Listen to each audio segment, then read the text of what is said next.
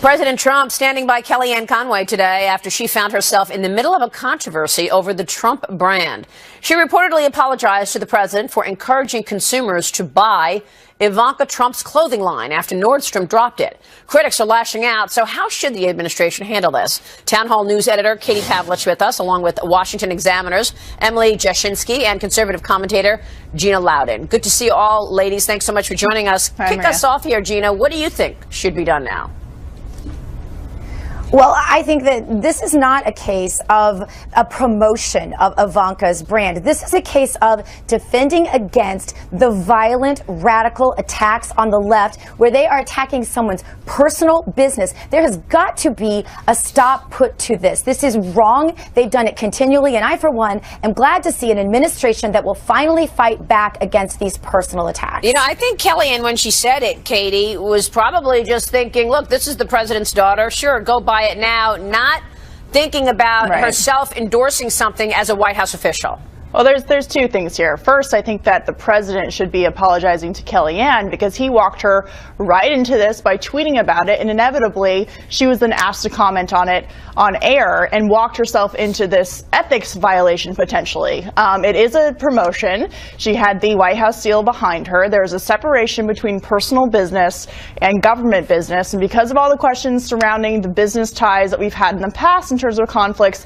this was not a good move, and this is the reason why the U.S. government ethics office is being asked to look into it. That being said, Gina is absolutely right. This boycott on the private side of Ivanka Trump's brand is a leftist mob going after her for all of the wrong reasons, and that side of it can be stopped, but not through the government and not through the White House. Yeah, I think you make great points, Katie. You're absolutely right. I mean, and it is true that Ivanka Trump didn't do anything to anybody, but they're just putting her in this whole soup of this ideologues that they have. Emily, how do you see it?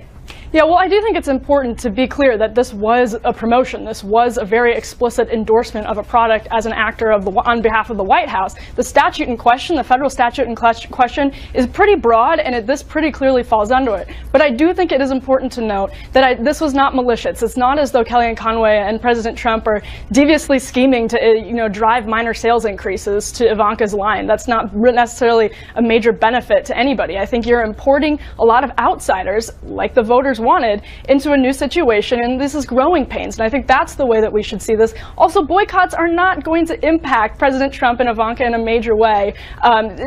Typically, dwindling sales impact the middle-class people who are working for places like Nordstrom, or dwindling sales for Ivanka Trump's brand, rather. Well, what do you think happens now? I mean, obviously, the left has pushed this to the ethics department to try to get an investigation going. Do you think that will materialize?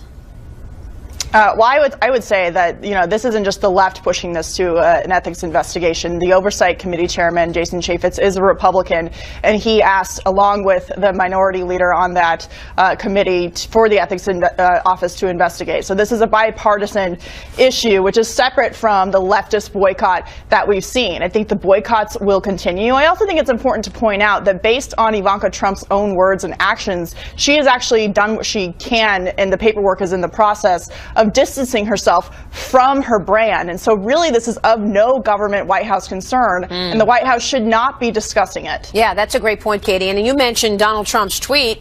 You know, he was tweeting about Nordstrom not being fair to his daughter, but he probably needs to remember he's the president of the free world and should not be tweeting about something like this. Agreed. Yeah. But Maria, you don't revoke your father card when you become president. You don't revoke your free speech card when you become a president either. I think those are important points. I think the fact that Ivanka is largely divested from this country, from this brand, I think the fact that Ivanka is largely divested at this point from the brand, I think that this is all about, I think we really have to put a stop to these personal attacks. And I'm glad that the people who love Ivanka are calling out the left for their constant bullying and targeting of individuals. This has been their tactic forever. Republicans have laid down for it forever, and it's nice to see Republicans standing up in the face of this for once. Sure, but don't do it through the government office, because there are clear ethical boundaries that are in place for Democrats and Republicans, and this doesn't just get a pass. I agree with you, but here's the thing, that the left never was making these complaints when Chelsea Clinton was profiting very obviously it's not just the off left, of Hillary Gina, it's Clinton. Republicans and Democrats. It's both. Really important points that you all brought up. I understand that. We appreciate it, ladies. Thank you so much. We'll be watching the developments here. Thanks, Maria. Meanwhile, the president's point man on the repeal of Obama